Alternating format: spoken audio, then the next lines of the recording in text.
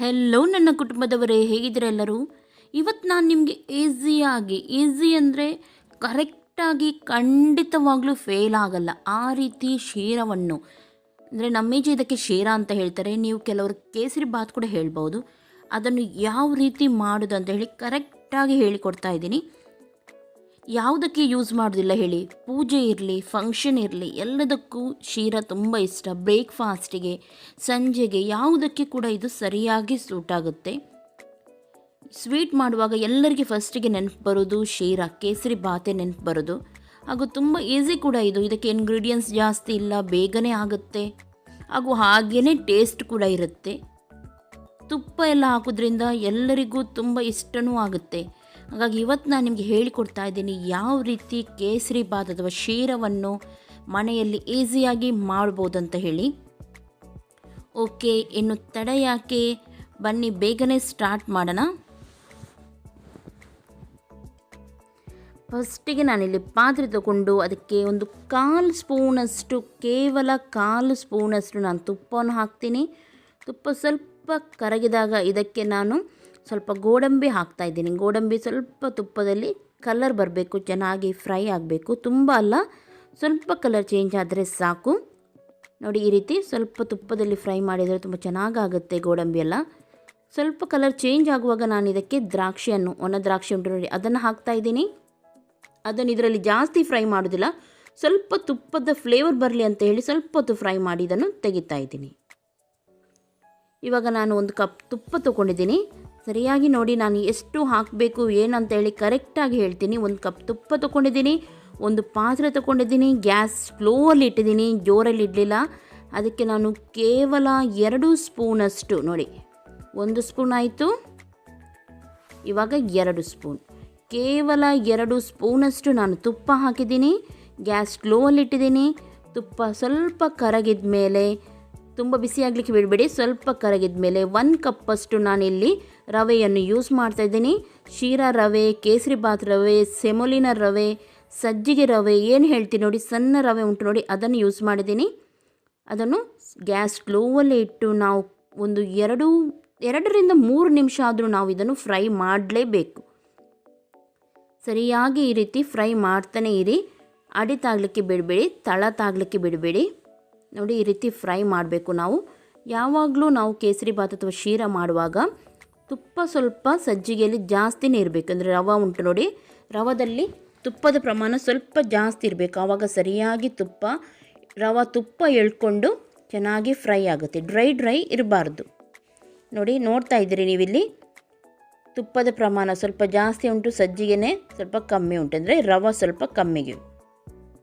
ನೋಡಿ, ಈ ರೀತಿ ಚೆನ್ನಾಗಿ ಫ್ರೈ ಮಾಡಬೇಕು. ಒಂದು 2ರಿಂದ 3 ನಿಮಿಷವರೆಗೂ ಫ್ರೈ ಮಾಡಬೇಕು. ನೋಡ್ತಾ ಇದ್ದೀರಲ್ಲ, ಈ ರೀತಿ ನೋಡಿ, ವೈಟಿಗೆ ಬಂದಿದೆ ನೋಡಿ ರವೆ. ಇವಾಗ ಚೆನ್ನಾಗಿದು ಫ್ರೈ ಆಗಿದೆ, ತುಪ್ಪವನ್ನು ಸರಿಯಾಗಿ ಎಳ್ಕೊಂಡಿದೆ, ರವೆ ಚೆನ್ನಾಗಿ ಉಬ್ಬಿದಂತ ಅರ್ಥ. ಇನ್ನೊಂದು ಪಾತ್ರೆ ತಗೊಂಡು ಅದರಲ್ಲಿ ಈಗ ನಾನು 1 ಕಪ್ ರವೆ ಹಾಕಿದೆ ನೋಡಿ, ಅದೇ ಕಪ್ಪಲ್ಲಿ ನಾನು 2 ಕಪ್ಪಷ್ಟು ನೀರು ಹಾಕ್ತಾಯಿದ್ದೀನಿ. ಕೇವಲ 2 ಕಪ್ಪಷ್ಟು ನೀರು, ಅಂದರೆ 1 ಕಪ್ ರವೆಗೆ 2 ಕಪ್ ನೀರು, ಅದಕ್ಕಿಂತ ಜಾಸ್ತಿ ಹಾಕಲಿಕ್ಕೆ ಹೋಗಬೇಡಿ. ಇವಾಗ ಇದನ್ನು ಕುದಿಸಲಿಕ್ಕೆ ನಾನು ಮುಚ್ಚಿ ಇಡ್ತಾ ಇದ್ದೀನಿ. ಓಕೆ, ನೋಡಿ ಕುದಿ ಬಂದ ತಕ್ಷಣ ನೀವು ಗ್ಯಾಸನ್ನು ಸ್ಲೋ ಮಾಡಬೇಕು. ಸ್ಲೋ ಮಾಡಿ ಆದಮೇಲೆ ನಾವು ರವೆಯನ್ನು ಹಾಕಬೇಕು. ಹೀಗೆ ಮಾಡೋದ್ರಿಂದ ಏನಾಗುತ್ತೆ ಅಂದರೆ ನೋಡಿ, ಈಗ ಫ್ರೈ ಮಾಡಿದ ರವೆಯನ್ನು ಹಾಕ್ತಾಯಿದ್ದೀನಿ. ಹೀಗೆ ಮಾಡೋದ್ರಿಂದ ರವೆ ಬೇಗನೆ ನೀರು ಎಳ್ಕೊಳ್ಳಲ್ಲ, ಡ್ರೈ ಆಗಲ್ಲ, ಹಾಗೂ ಗೆಡ್ಡೆ ಆಗಲ್ಲ.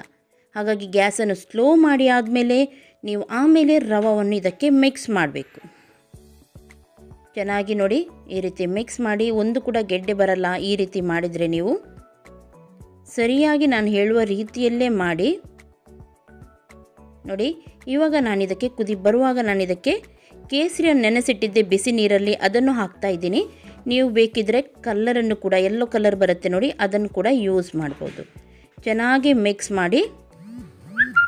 ಯೆಲ್ಲೋ ಕಲರ್ ಮೊದಲೇ ಹಾಕೋದ್ರಿಂದ ಸರಿಯಾಗಿ ಇದು ಮಿಕ್ಸ್ ಆಗುತ್ತೆ. ಹಾಗಾಗಿ ನಾನು ಹೇಳೋದು, ಸರಿಯಾಗಿ ಚೆನ್ನಾಗಿ ಇದನ್ನು ಮಿಕ್ಸ್ ಮಾಡಿ. ನೀವು ಈ ರೀತಿ ನೋಡ್ತಾ ಇದ್ದೀರಲ್ಲ, ಈ ರೀತಿ ಇರಬೇಕು. ಆಮೇಲೆ ಇದಕ್ಕೆ ಸರಿಯಾಗಿ ಇವಾಗ ನೋಡಿ, ನಾನು ಯಾವ ಕಪ್ಪಲ್ಲಿ ರವೆ ತೊಗೊಂಡೆ ಅದೇ ಕಪ್ಪಲ್ಲಿ ಫಸ್ಟಿಗೆ 1 ಕಪ್ಪಷ್ಟು ನಾನು ಸಕ್ಕರೆ ಹಾಕಿದ್ದೀನಿ. ಆಮೇಲೆ 1/4 ಕಪ್ಪಷ್ಟು ಸಕ್ಕರೆ ಹಾಕ್ತೀನಿ ನೋಡಿ, 1/4 ಕಪ್ಪಷ್ಟು. ಇಷ್ಟೇ ಹಾಕಿದರೆ ಸಾಕು, ಇದಕ್ಕಿಂತ ಜಾಸ್ತಿ ಹಾಕಲಿಕ್ಕೆ ಹೋಗಬೇಡಿ, ಯಾಕೆಂದರೆ ಇದೇ ತುಂಬ ಸಿಹಿ ಇರುತ್ತೆ. ಹಾಗಾಗಿ ಇಷ್ಟೇ ಹಾಕಿದರೆ ಸಾಕು. ಒಮ್ಮೆಲೆ ನಿಮಗೆ ಸಿಹಿ ಕಮ್ಮಿ ಬೇಕಿದ್ದರೆ ನೀವು ಸ್ವಲ್ಪ ಕಮ್ಮಿ ಮಾಡ್ಬೋದು. ಚೆನ್ನಾಗಿ ಇದನ್ನು ತಿರುಗಿಸಿ ನೋಡಿ, ಈ ರೀತಿ ಸಕ್ಕರೆ ಫುಲ್ ನೀರಾಗಬೇಕು ನೋಡಿ, ಈ ರೀತಿ ಚೆನ್ನಾಗಿ ತಿರುಗಿಸ್ಬೇಕು ನೀವು. ಸಕ್ಕರೆ ಎಲ್ಲ ಕರಗಬೇಕು ನೋಡಿ. ಇವಾಗ ರವೆ ಎಲ್ಲ ನೀರಾಗಿದೆ, ಈ ರೀತಿ ಇರಬೇಕು ನೋಡಿ, ಈ ರೀತಿ ಆಗಬೇಕು. ನೋಡ್ತಾ ಇದ್ದೀರಲ್ಲ. ಓಕೆ, ಇವಾಗ ನಾನು ಇದಕ್ಕೆ ಸ್ವಲ್ಪ ಏಲಕ್ಕಿ ಹುಡಿ, ಇಲೈಚಿ ಪೌಡರ್ ಅಂತ ಹೇಳ್ತೀನಿ ನೋಡಿ, ಅದನ್ನು ಹಾಕ್ತಾಯಿದ್ದೀನಿ. ಹಾಗೂ ಚೆನ್ನಾಗಿ ಮಿಕ್ಸ್ ಮಾಡ್ತಾಯಿದ್ದೀನಿ ನೋಡಿ. ಇಷ್ಟು ನೀರು ಇರಬೇಕು. ಇದು ಕರೆಕ್ಟಾಗಿ ಬಂದಿದೆ. ಇವಾಗ ಸ್ವಲ್ಪ ಹೊತ್ತಿದನು ಸ್ಲೋ ಫ್ಲೇಮಲ್ಲೇ ಇಡಿ. ಗ್ಯಾಸ್ ಯಾವಾಗಲೂ ಜೋರು ಮಾಡಬೇಡಿ, ಸ್ಲೋವಲ್ಲೇ ಇರಲಿ ಗ್ಯಾಸ್. ಓಕೆ ನೋಡಿ, ಈಗ ಕುದಿ ಬರ್ತಾ ಉಂಟು, ನೋಡ್ತಾ ಇದ್ದೀರಿ ನೋಡಿ. ಈ ರೀತಿ ಕುದಿ ಬರುವಾಗ ನಾವು ಇದಕ್ಕೆ ಗೋಡಂಬಿ ದ್ರಾಕ್ಷಿ ನಾವು ಫ್ರೈ ಮಾಡಿದ್ವಿ ನೋಡಿ ತುಪ್ಪದಲ್ಲಿ, ಅದನ್ನು ಆ್ಯಡ್ ಮಾಡೋಣ ನೋಡಿ. ಈ ರೀತಿ ಕುದಿ ಬರುವಾಗಲೇ ನಾವು ಸ್ವಲ್ಪ ಇರುವಾಗಲೇ ನಾವು ಆ್ಯಡ್ ಮಾಡಿದರೆ ದ್ರಾಕ್ಷಿ ಎಲ್ಲ ಚೆನ್ನಾಗಿ ನೀರೆಳೆದು ಒಳ್ಳೆ ರೀತಿಯಲ್ಲಿ ಉಬ್ಬುತ್ತೆ, ತುಂಬ ಚೆನ್ನಾಗಾಗುತ್ತೆ ತಿನ್ನಲಿಕ್ಕೆ ಕೂಡ. ಡ್ರೈ ಅನಿಸಲ್ಲ. ಚೆನ್ನಾಗಿ ಇದನ್ನು ಮಿಕ್ಸ್ ಮಾಡಿ ನೋಡಿ, ಹೀಗೆ ಇರಬೇಕು ನೋಡಿ. ಇಷ್ಟೇ, ಇದಕ್ಕಿಂತ ಗಟ್ಟಿ ಆಗಬಾರ್ದು, ಇದೇ ರೀತಿ ಇರಬೇಕು. ಚೆನ್ನಾಗಿ ಮಿಕ್ಸ್ ಮಾಡಿ ಒಂದು ಅರ್ಧ ನಿಮಿಷದಷ್ಟು ಇಡಿ ಇದನ್ನು. ಆಮೇಲೆ ಇದಕ್ಕೆ ನೋಡಿ, ಇವಾಗ ಇನ್ನೊಮ್ಮೆ ನೋಡಿ, ಈ ರೀತಿ ಕುದಿ ಬರುವಾಗ ಇದಕ್ಕೆ ನಾವು ಇನ್ನೊಮ್ಮೆ 2 ಸ್ಪೂನಷ್ಟು ತುಪ್ಪವನ್ನು ಹಾಕೋಣ. ಫಸ್ಟಿಗೆ 2 ಸ್ಪೂನ್ ಹಾಕಿದ್ದೆ, ಆಮೇಲೆ ಇವಾಗ 2 ಸ್ಪೂನಷ್ಟು ತುಪ್ಪ ಹಾಕ್ತಾಯಿದ್ದೀನಿ ಲಾಸ್ಟಿಗೆ, ನೋಡ್ತಾ ಇದ್ದೀರಲ್ಲ. ಆಮೇಲೆ ಗೋಡಂಬಿ ದ್ರಾಕ್ಷಿಗೆ ಸ್ವಲ್ಪ 1/4 ಸ್ಪೂನಷ್ಟು ತುಪ್ಪ ಹಾಕಿದೆ, ಒಟ್ಟಿಗೆ 2/4 ಸ್ಪೂನಷ್ಟು ತುಪ್ಪ ಆಗಿದೆ, ಅಷ್ಟೇ ಯೂಸ್ ಮಾಡಿದ್ದೀನಿ ನೋಡಿ. ಈ ರೀತಿ ಚೆನ್ನಾಗಿ ಮಿಕ್ಸ್ ಮಾಡಿ. ತುಪ್ಪ ನಿಮಗೆ ಸೈಡಿಗೆ ಕಾಣ್ತಾ ಉಂಟು ನೋಡಿ, ಆ ರೀತಿ ತುಪ್ಪ ಕಾಣಬಾರ್ದು. ಚೆನ್ನಾಗಿ ಎಲ್ಲ ರವೆ ಎಳ್ಕೊಳ್ಬೇಕು ತುಪ್ಪವನ್ನು, ಎಣ್ಣೆಯನ್ನು. ಆ ರೀತಿ ನೀವು ಮಿಕ್ಸ್ ಮಾಡಬೇಕು ಇದನ್ನು. ಅಷ್ಟರವರೆಗೂ ನಾವು ಇದನ್ನು ಗ್ಯಾಸಲ್ಲಿ ಇಡಲಿಕ್ಕುಂಟು. ಇವಾಗ ನೋಡಿ, ನಿಮಗೆ ತಳ ತಾಗಿದಾಗೆ ಕಾಣುತ್ತೆ. ಲಾಸ್ಟಿಗೆ ನೋಡಿ ತಳ ತಾಗ್ತಾ ಉಂಟು, ನೋಡ್ತಾ ಇದ್ದೀರಲ್ಲ. ಯಾವಾಗ ತಳ ಬಿಡುತ್ತೆ ನೋಡಿ, ಎಣ್ಣೆ ಎಲ್ಲ ಸರಿಯಾಗಿ ಎಳೆದು, ಅಂದರೆ ತುಪ್ಪ ಹಾಕಿದ್ವಿ ನೋಡಿ, ಅದು ಸರಿಯಾಗಿ ಎಳೆದು ಯಾವಾಗ ತಳ ಬಿಡುತ್ತೆ ಆವಾಗ ಇದು ಕರೆಕ್ಟಾಗಿ ಆಗಿದೆ ಅಂತ ಅರ್ಥ ನೋಡಿ. ನೋಡಿ ಇವಾಗ ಕಾಣ್ತಾ ಉಂಟಲ್ವ ನಿಮಗೆ ನೋಡಿ, ತಳ ಸರಿಯಾಗಿ ಬಿಟ್ಟಿದೆ ನೋಡಿ. ಈ ರೀತಿ ಆದರೆ ಕರೆಕ್ಟಾಗಿ ಈಗ ನಮ್ಮ ಶೀರ ರೆಡಿ ಆಯಿತು ಅಂತ ಅರ್ಥ. ಓಕೆ, ನಾನು ಗ್ಯಾಸ್ ಆಫ್ ಮಾಡ್ತಾ ಇದ್ದೀನಿ ಇವಾಗ. ಓಕೆ ನೋಡಿ, ಈ ರೀತಿ ಇರಬೇಕು, ಇಷ್ಟು ತೆಳುವಾಗಿ ನೋಡಿ, ಈ ರೀತಿ ಇರಬೇಕು, ತುಂಬ ಗಟ್ಟಿನೂ ಇರಬಾರ್ದು. ಇವಾಗ ನಾನು ಇದಕ್ಕೆ ಡೆಕೋರೇಷನ್ಗೋಸ್ಕರ ಅಷ್ಟೇ ಈ ರೀತಿ ಒಂದು ಕಪ್ ತೊಗೊಂಡಿದ್ದೀನಿ. ಸ್ಟೀಲ್ ಕಪ್ ಇದ್ದರೆ ಸ್ಟೀಲ್ ಕಪ್ ಕೂಡ ನೀವು ತೊಗೊಳ್ಬೋದು ನೋಡಿ. ಗೋಡಂಬಿಯನ್ನು ಇಡ್ತಾ ಇದ್ದೀನಿ ನೋಡಿ, ಈ ರೀತಿ ಇಡಬೇಕು ಗೋಡಂಬಿ ಉಲ್ಟಾ ಈ ರೀತಿ. ಇದು ಕೇವಲ ಪ್ರೆಸೆಂಟಿಂಗ್ ಅಷ್ಟೇ, ಅಂದರೆ ಡೆಕೋರೇಷನ್ಗೋಸ್ಕರ ಅಷ್ಟೇ. ನೀವು ಯಾರ್ದು ಗೆಸ್ಟ್ ಬಂದರೆ ಅಥವಾ ಏನಾದರೂ ಇದ್ದರೆ ಮಾತ್ರ ಈ ರೀತಿ ಮಾಡಿ. ನೀವೇ ತಿನ್ನೋದಾದರೆ ಸೀದಾ ಒಂದು ಕಪ್ಪಲ್ಲಿ ಹಾಕೋದು, ಬಿಸಿ ಬಿಸಿ ಇರುವಾಗ ತಿನ್ನೋದು, ಇದೆಲ್ಲ ಮಾಡುವ ಅಗತ್ಯನೇ ಇಲ್ಲ.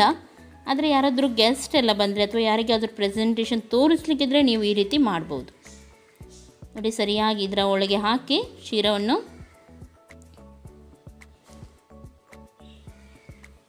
ಈ ರೀತಿ ಸರಿಯಾಗಿ ಟೈಟಾಗಿ ಲೆವೆಲ್ ಮಾಡಿ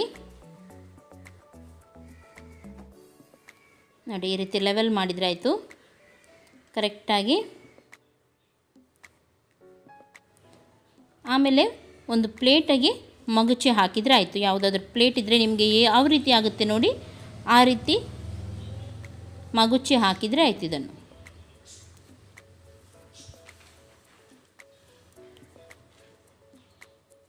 ಓಕೆ ನೋಡಿ, ಮೆಲ್ಲನೆ ತೆಗೀರಿ ನೋಡಿ, ಪರ್ಫೆಕ್ಟಾಗಿ ಬಂದಿದೆ ಇವಾಗ ನಮ್ಮ ಶೀರ. ಇದೇ ರೀತಿ ನೀವು ಮಾಡಿದರೆ ಆಯಿತು, ಖಂಡಿತ ಯಾವಾಗಲೂ ಫೇಲ್ ಆಗಲ್ಲ. ನಾನು ಹೇಳಿದ ರೀತಿಯೇ ಮಾಡಿ. ಈಗ ನಾನು ನಿಮಗೆ ಇದು ಮಾಡಿ ಕೂಡ ತೋರಿಸ್ತೀನಿ, ತೆಗೆದು ಕೂಡ. ನೀವೇ ಎನಿಸ್ತೀರ, ಅಯ್ಯೋ ನನ್ನ ಕೈಯಲ್ಲಿ ಇಷ್ಟು ಒಳ್ಳೆ ರೀತಿಯಲ್ಲಿ ಶೀರ ಆಯಿತಾ ಅಂತೇಳಿ. ಅಷ್ಟು ಚೆನ್ನಾಗಿ ಆಗುತ್ತೆ ಇದು ನೋಡಿ, ಎಷ್ಟು ಸ್ಮೂತಾಗಿ ಎಷ್ಟು ಚೆನ್ನಾಗಿ ಬಂದಿದೆ. ಇದು ಗಟ್ಟಿನೇ ಆಗಲ್ಲ ನೀವು ಎಷ್ಟು ಹೊತ್ತು ಇಟ್ಟರು ನೋಡಿ. ಹತ್ತಿರದಿಂದ ನಿಮಗೆ ತೋರಿಸ್ತೀನಿ ನೋಡಿ, ಎಷ್ಟು ಚೆನ್ನಾಗಿ ಬಂದಿದೆ ನೋಡಿ. ಹೀಗೆ ಇರಬೇಕು ಕೇಸರಿ ಬಾತ್ ಅಂದರೆ ನೋಡಿ. ರವೆ ರವೆ ರೀತಿ ಬಂದು ತುಂಬ ಟೇಸ್ಟಾಗಿ ಚೆನ್ನಾಗಿ ಬರುತ್ತೆ. ಇದು ಜಸ್ಟ್ ನೀವು ಟ್ರೈ ಮಾಡಿ ನೋಡಿ, ಖಂಡಿತ ನಿಮ್ಮಿಂದ ಕೂಡ ಆಗುತ್ತೆ ಇದೇ ರೀತಿ. ಓಕೆ, ಶೀರಾ ರೆಡಿ ಆಯಿತು. ನಾನು ಹೇಳಬೇಕಂತಿಲ್ಲ, ಆದರೂ ನಿಮಗೆ ಗೊತ್ತುಂಟು ಏನು ಮಾಡಬೇಕಂತ, ಆದರೂ ನಾನು ಹೇಳ್ತಾ ಇದ್ದೀನಿ.